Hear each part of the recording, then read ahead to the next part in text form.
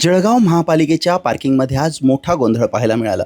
नगर रचना विभागातील रचनाकार अमोल पाटील, काही अधिकारी आणि प्रॉपर्टीधारक जयदीप पाटील यांच्यात जोरदार वादावादी झाली. काही कर्मचाऱ्यांनी मध्यस्थी केल्यानंतर हा वाद शांत झाला. वादानंतर जयदीप पाटील यांनी गंभीर आरोप करत सांगितलंय की टाउन प्लॅनिंग विभागात फाईल पास करण्यासाठी टक्केवारी मागितली जाते.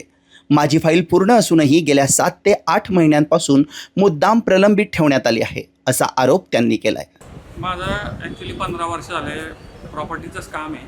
आदित्य प्रॉपर्टीज जयदीप पाटील नाव आहे माझं. आमचं प्रकरण आज जवळजवळ 7-8 महिने झाले लेआउटचं टाकलेलं होतं टाउन प्लॅनिंग डिपार्टमेंटमध्ये.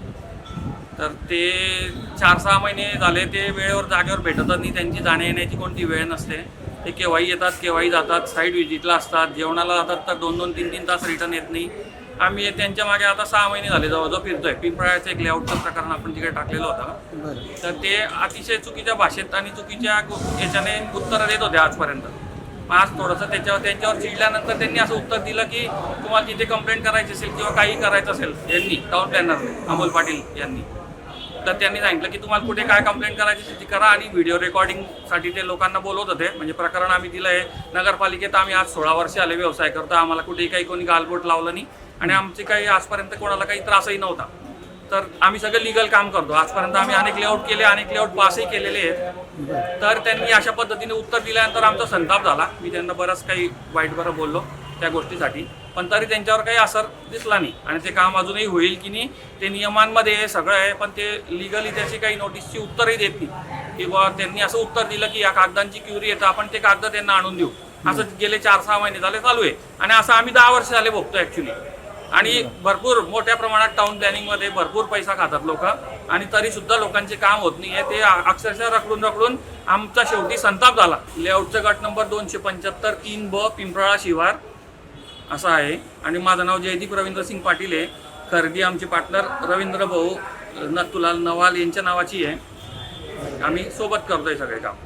नेमकं काय क्युरी काढली त्यांनी? नाही, क्युरी काढलीच नाही ना. तेच तर अडचण तीच आहे ना की सगळं लिगल असताना, लिगल टाउन प्लॅनिंगच्या इंजिनियर्सकडून आपण ते तपासून बघितलेलं असताना सुद्धा ते भेटतच नाही आणि ते काही सांगतच नाही.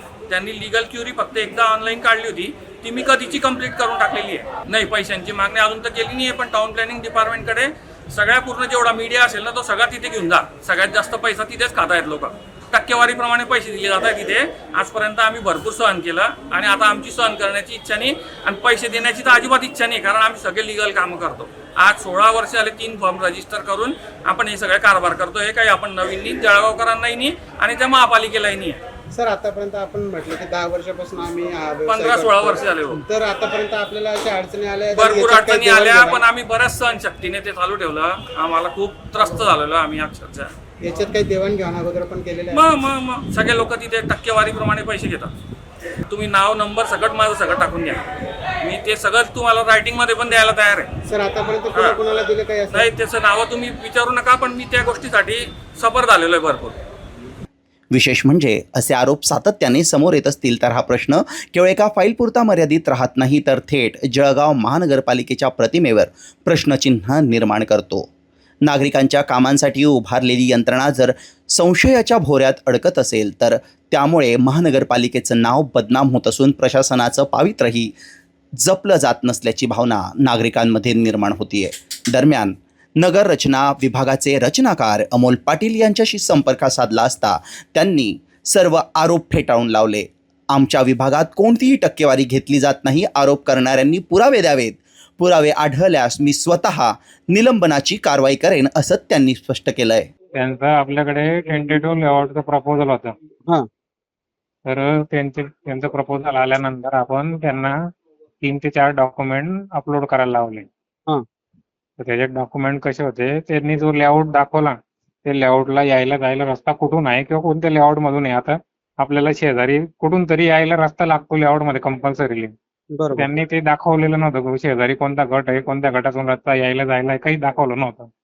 त्याच्यामुळे मग त्यांना सांगितलं की आजूबाजूच्या लेआउटची जुळवणीचं एक पूर्ण ग्राफ राहतो, तो मॅप राहतो, तो द्या म्हटले एक. तर यांच्या जागेवर काही रिझर्वेशन वगैरे पडलेलं नाहीये का, त्यांची ती एनओसी घेतो आपण डीपी युनिटची. बरोबर. तिसरं डॉक्युमेंट होतं, सध्या जो आपले डेव्हलपमेंट प्लॅन लागू आहे जुना आपला, त्या डेव्हलपमेंट प्लॅनचा एक रिमार्क लागतो. ते 3 डॉक्युमेंट आणि अजून एक काहीतरी असे 4 डॉक्युमेंट होते. ज्यांना हे 4 डॉक्युमेंट तिथं टाकायला लावले. त्यांच्या इंजिनियरने ते महिनाभराने टाकले असतील ते. टाकल्यानंतर आता मी परत आज चेक केलं. आज चेक केल्यावर त्यांनी 4 पैकी परत 2च डॉक्युमेंट टाकले. त्यांचा इंजिनियर पुढच्या 10 मिनिटाच्या ते टाकू पण शकत होता, पण त्यांनी ते ऐकून न घेता भानगड करायला लावून गेले ते. तसेच संबंधित फाईल कोणत्या कारणामुळे प्रलंबित आहे याची माहितीही त्यांनी दिली. मात्र महानगरपालिकेच्या आवारातच अधिकारी आणि नागरिकांमध्ये अशा पद्धतीने वाद होत असतील तर प्रशासनातील पारदर्शकतेवर प्रश्न उपस्थित होणं स्वाभाविक आहे. आता या संपूर्ण प्रकरणाची सखोल चौकशी होणार का आणि नागरिकांचा विश्वास पुन्हा मिळवण्यासाठी प्रशासन काय पावले उचलणार याकडे सर्वांचं लक्ष लागलेलं आहे.